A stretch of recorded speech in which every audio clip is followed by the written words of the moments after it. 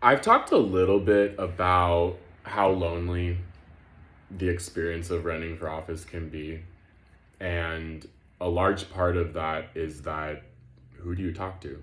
Who else has had that experience, right? It's honestly not very easy to find somebody else who's run for office.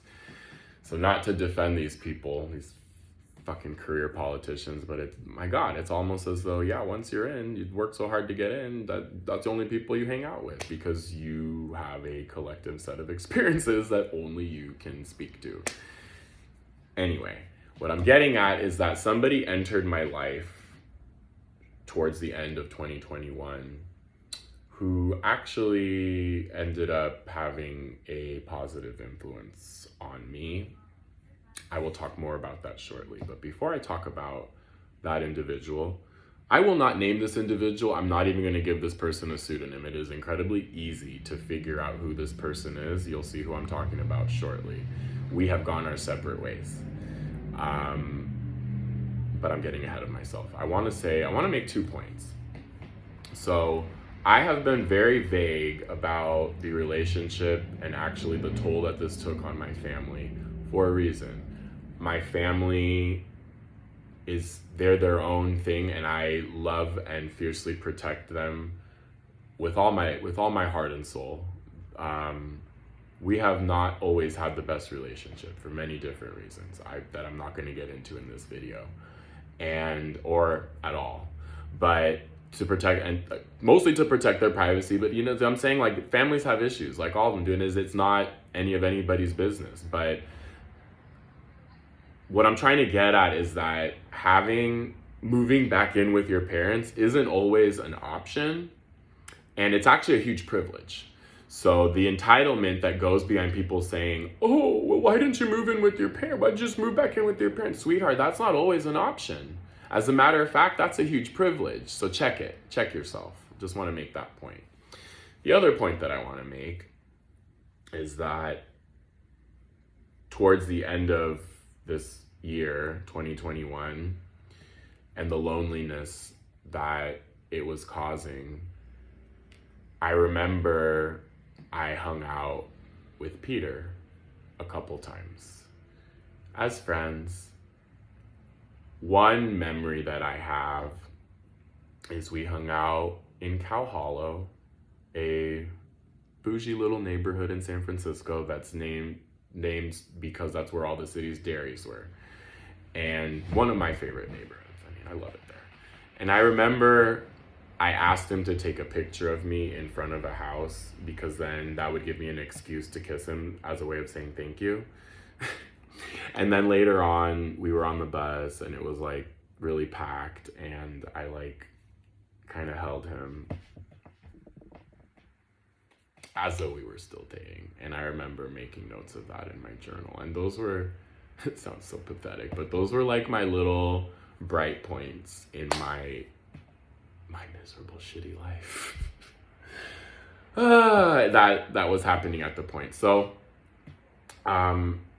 at this point, towards the end of 2021, I don't remember when this happened exactly, but somebody entered my life in the most peculiar way.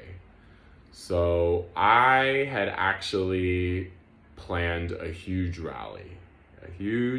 I'm not even going to say the issue because this is not meant to be a forum for me to plug my activism.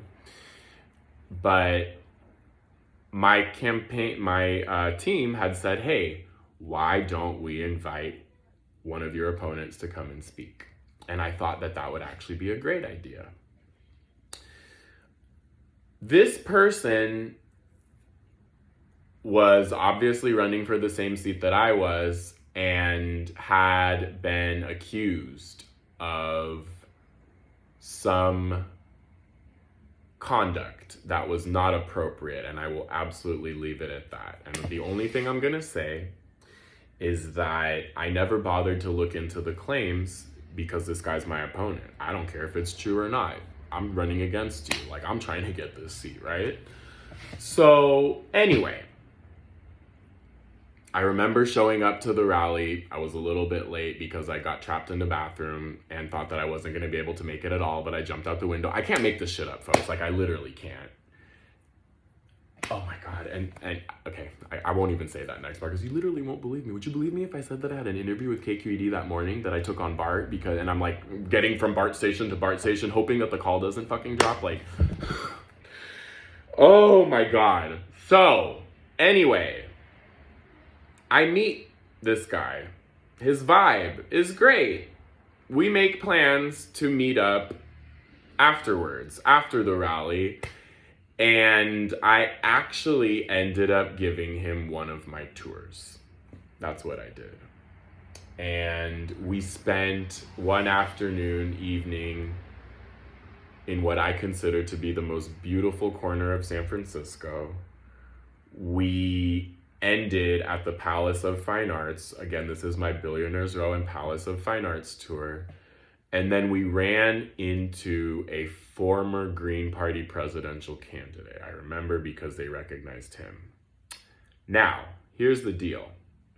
Throughout our entire time hanging out, my only thing was, one, I was like, okay, my sense was like, there's something here that is like not that, or there's more to this story that I had known about, that I had heard about, than previously meets the eye. And what was interesting is that he wasn't necessarily trying to defend himself.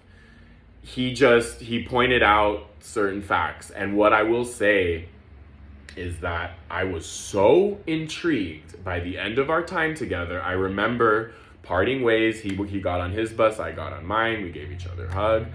And I went into the most insane of rabbit holes that evening. I could not go to sleep.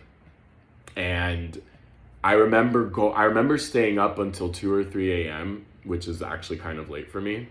And I concluded that he did not do what they had accused him of doing. And I said, as a matter of fact, this was a huge smear job. And as a matter of fact, it was insanely fucking racist. And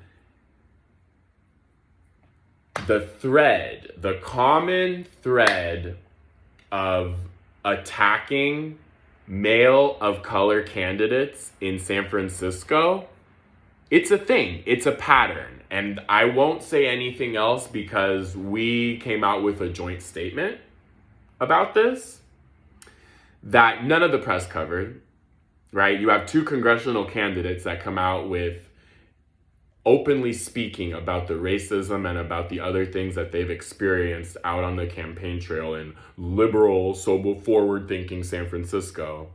Nobody covered it. As a matter of fact, one of the reporters who had covered me extensively, he reached out and he said, I heard that you were planning on dropping out. And he was, I was messy. I screenshot the text thread and I put it on social media. And I said, who told you that? I said, where'd you hear that from? And he goes, oh, he's like, well, if you, and so I was sassy right back, I'll be completely honest. And I said, I'll let you know. I said, if there's anything to report, I said, I'll let you know. And so I remember when I came forward endorsing this guy, which I'm getting ahead of myself. I remember immediately reaching out to this reporter, which I can't even call him that, the guy's a joke. But I remember telling him, I said, hey, I said, this is what I'm doing. I said, I just dropped out of the race and I'm endorsing this person. I said, why don't you report on that? Never heard from him ever again. So in a nutshell, this was my way out of my campaign. Mind you, I still owed money to vendors. I still had other obligations, but as far as remaining in the race, I felt comfortable endorsing this person who not only did I feel had a much better job of fundraising, much better chance of winning. And at this point it was like, we just need to get this person out of there. So that, yeah, anyway. But you can do all of your research. I'm not going to say anybody's name. I'm not going to say any other details. I will, for now, I'll talk more in the next video. But basically, that was kind of the light at the end of the tunnel, at the end of 2021, was meeting this individual and realizing that I could endorse him and bring an end to my campaign.